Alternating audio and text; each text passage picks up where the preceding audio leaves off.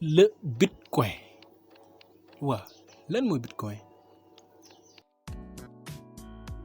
Bonjour les gars, tey suñu vidéo tey bi ñu ngi wax ci bitcoin, la mère des cryptos.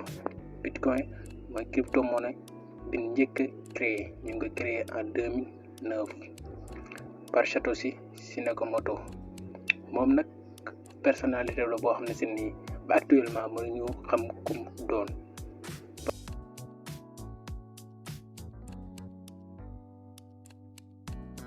loolu nag nekkul lu bees ci wàllu cryptomonaie ndaxte cryptomonaie dafa nekk marché boo xam si dafa vaste lool te kenn ku nekk mën nga ñëw bay si sa waar te jarul sax ngay identifié wu.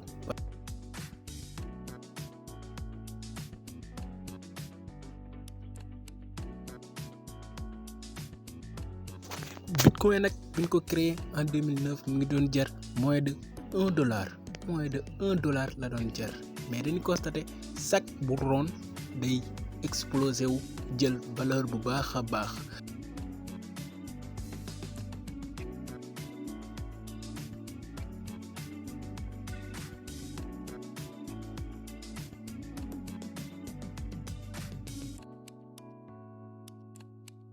actuellement prix bitcoin mu ngi tourner autour de $40,000 te bari na experts yu yëngu ci wàllum cryptomonnaie yuy wax ne prix bi ñu ngi koy xaar plus de $100,000 donc mën nañu xaar à chaque fois explosion bitcoin surtout ci prochaine bull run bi nga xam ne ñu ngi halving bi nag ñu ngi koy séntu entre 2024 ak 2025.